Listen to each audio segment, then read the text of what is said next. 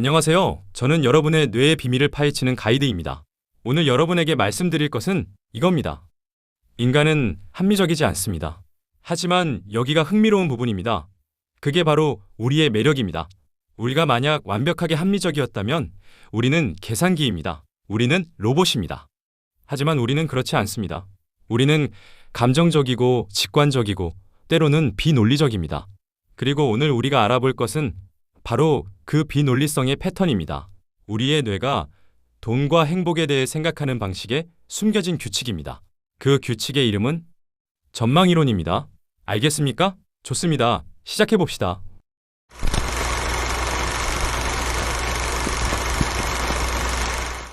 자, 실험을 해봅시다. 상상력을 동원해보세요. 상황 1입니다. 당신이 길을 걷다가 갑자기 지갑을 발견합니다. 10,000원이 들어있습니다. 기분이 어떨까요? 기쁘겠지요. 오, 오늘 운이 좋네. 그 돈으로 아이스크림을 사 먹습니다. 하루가 조금 더 좋아집니다.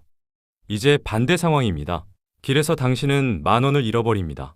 기분이 어떨까요? 당신은 매우 화가 납니다. 아, 진짜 이거 실화야? 당신은 하루 종일 그 10,000원을 생각합니다.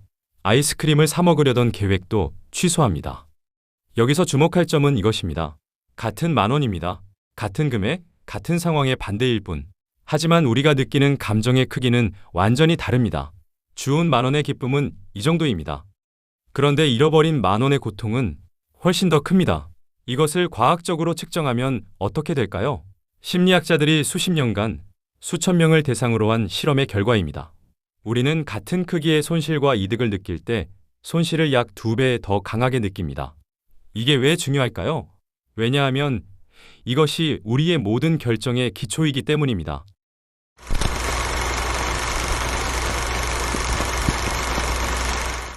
이제 저울을 봅시다. 한쪽에는 이득이 있습니다. 다른 한쪽에는 손실이 있습니다. 보이시나요? 손실 쪽이 더 무겁습니다. 이를 손실회피라고 부릅니다. 손실회피는 이런 의미입니다. 우리는 동일한 크기의 이득보다 손실을 더 피하려고 합니다. 자, 이제 투자 시나리오를 봅시다. 이건 정말 많은 분들이 경험하는 이야기입니다. 당신은 3개월 전에 암호화폐나 주식에 1,000,000원을 투자했습니다. 처음 한 달간은 좋았습니다. 가격이 20% 올랐습니다. 1,200,000원이 되었습니다. 당신은 기뻐했습니다. 오, 개 잘했다. 그런데 2개월째 시장이 폭락했습니다. 가격이 50% 떨어졌습니다. 당신의 1,000,000원은 이제 500,000원입니다. 500,000원이 사라졌습니다. 이 순간 당신은 어떤 결정을 할까요? 2가지 선택지가 있습니다. 선택지 1, 지금 팔아서 손실을 확정합니다. 100,000원을 잃습니다. 선택지 2, 존버합니다. 기도합니다. 언젠가는 다시 오를 거야. 대부분의 사람들은 뭘 할까요? 선택지 2를 선택합니다. 버티는 겁니다. 그러나 합리적으로는 선택지 1이 낫습니다. 만약 당신이 그 자산이 앞으로도 계속 떨어질 거라고 예상한다면 지금 손절해서 나머지 500,000원을 다른 곳에 투자하는 게 낫습니다. 하지만 우리는 그러지 않습니다. 왜냐하면 우리는 손실을 심리적으로 인정할 수 없기 때문입니다. 아직 떨어진 게 아니야. 언젠가는 6개월이 지나갑니다. 1년이 지나갑니다. 계속 떨어집니다. 이제 200,000원이 남았습니다. 이제 당신은 후회합니다. 3개월 전에 팔았으면 500,000원이라도 남았잖아. 하지만 이미 늦었습니다. 이게 손실 회피의 끔찍한 부분입니다. 우리는 손실을 피하려고 하다가 더 큰 손실을 만듭니다. 이제 반대 상황을 봅시다. 당신이 500,000원을 투자했는데 50% 수익이 났습니다. 당신의 투자금은 이제 750,000원입니다. 선택지 1, 지금 팔아서 수익을 확정합니다. 선택지 2, 더 기다립니다. 100% 수익을 노릴 거야. 이번에는 어떨까요? 대부분의 사람들은 선택지 2를 택합니다. 수익이 나면 보수적이 됩니다. 자, 같은 50%의 변동인데요. 손실 상황에서는 존버하고 수익 상황에서는 과감하게 팝니다. 이것이 손실회피입니다. 우리는 이득이 나올 때는 보수적이 되고 손실이 나올 때는 도박을 겁니다. 완벽하게 역방향입니다. 그리고 이게 우리가 부자가 되지 못하는 이유입니다.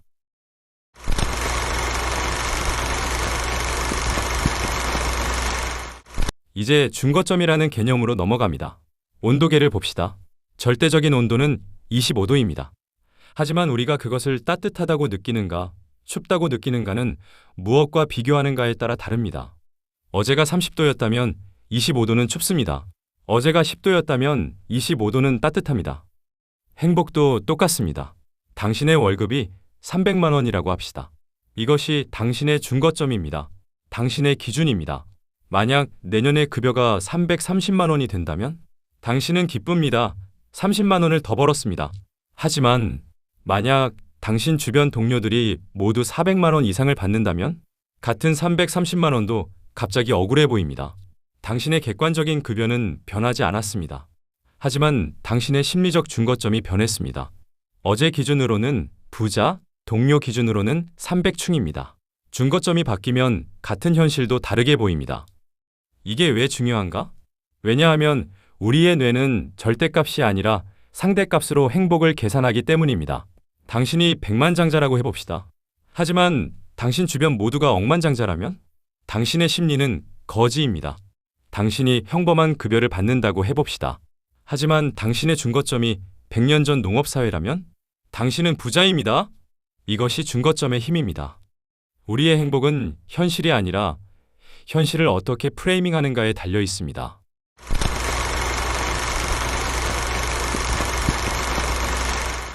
마지막 개념입니다. 확률 가중. 동전 던지기를 생각해 봅시다. 동전을 던져서 앞면이 나올 확률은 50%입니다. 이 50%의 확률을 우리는 어떻게 느낄까요? 우리는 거의 정확하게 50%로 느낍니다. 우리의 뇌는 50%를 50%로 인식합니다. 그런데 이제 확률이 매우 낮아집니다. 1%의 확률이 있다고 생각해 봅시다. 예를 들어 복권에 당첨될 확률이 1%라고 합시다. 우리의 뇌는 이 1%를 훨씬 더 크게 인식합니다. 심리학 실험에 따르면 우리는 1%를 약 5에서 10%처럼 느낍니다. 5에서 10배나 더 크게 인식한다는 겁니다. 반대쪽 끝에서는 어떨까요? 99%의 확률이라면 거의 확실한 일입니다. 합리적으로는 99%를 99%로 느껴야 합니다. 하지만 우리의 뇌는 99%를 약 90에서 95%처럼 느낍니다. 더 낮게 평가하는 것입니다. 정리하면 이렇습니다. 희박한 확률은 과대평가합니다. 확실한 확률은 과소평가합니다. 이 패턴이 우리의 모든 의사결정에 나타납니다. 현실의 확률과 우리가 느끼는 가중 확률의 관계입니다. 특히 양 끝에서 휘어집니다. 희박한 확률과 확실한 확률에서요. 왜 이럴까요? 진화적으로 생각해 봅시다. 우리의 조상들에게는 희박한 확률이 생존 문제였습니다. 비가 올 확률이 1%라도 갑자기 홍수가 나면 죽습니다. 그래서 우리는 작은 위험을 크게 느끼도록 진화했습니다. 반면 확실한 일은 덜 신경 씁니다. 오늘 해가 뜰 확률이 99.9%인데 왜 그것을 계속 걱정해야 합니까? 이것이 바로 복권의 심리입니다.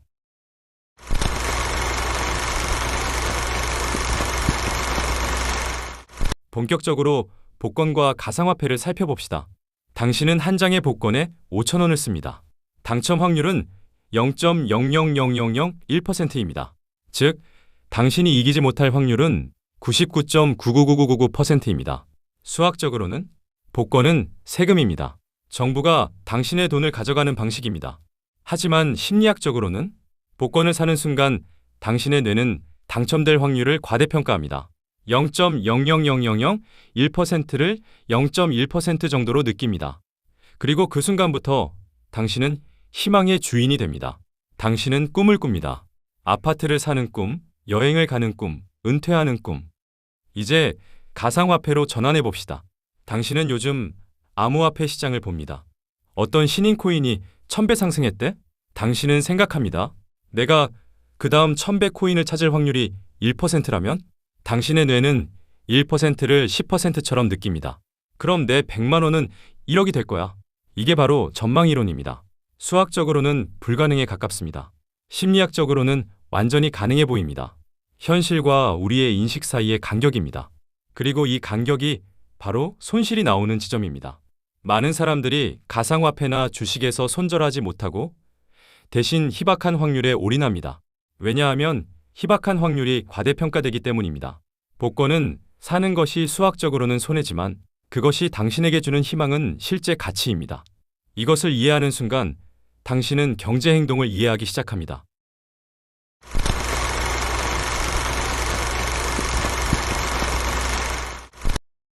자, 이제 전망 이론이 의미하는 바를 정리해 봅시다. 첫째, 손실 회피. 우리는 이득보다 손실을 더 크게 느낍니다. 그래서 우리는 보수적이 됩니다. 좋은 기회를 놓칩니다. 둘째, 준거점. 행복은 절대값이 아니라 상대값입니다. 그래서 우리는 항상 비교합니다. 항상 누군가와 자신을 비교합니다. 셋째, 확률 가중. 희박한 확률을 과대평가합니다. 그래서 우리는 희망을 팝니다. 또는 작은 위험을 피합니다. 이 세 가지가 어디에 나타날까요? 당신이 조용히 직장을 떠나지 않는 이유? 손실 회피입니다. 새로운 일자리의 가능성보다 지금 급여를 잃을 것이 더 두렵습니다. 당신이 소셜미디어에서 불행해지는 이유? 준거점입니다. 당신의 삶이 나빠진 것이 아니라 당신의 준거점이 바뀌었을 뿐입니다. 당신이 투자에서 과감해지는 이유? 확률 가중입니다. 손실 상황에서 우리는 작은 확률에 도박을 겁니다. 이것이 우리가 묵혀있는 투자를 손절하지 못하고 가상화폐에 존버하는 이유입니다. 전망이론은 단순한 경제학이 아닙니다. 이것은 우리의 뇌가 어떻게 행복과 고통을 계산하는지 보여주는 심리학적 거울입니다. 우리가 왜 특정 결정을 내리는지, 왜 우리는 논리적이지 않은지, 그리고 그것이 왜 완전히 정상인지를 보여줍니다. 이 작은 구슬이 무엇일까요? 이것은 전망이론이라는 렌즈입니다. 이 렌즈를 통해 우리는 우리 자신을 다시 봅니다. 우리의 판단이 얼마나 아름답게 왜곡되어 있는지, 우리가 얼마나 일관되게 같은 방식으로 틀리는지, 그리고 그것이 우리를 인간으로 만드는지를 봅니다. 전망이론은 첫 번째 함정입니다. 하지만 우리의 뇌는 이것보다 훨씬 더 교활합니다. 다음 에피소드에서는 또 다른 함정으로 들어갑니다.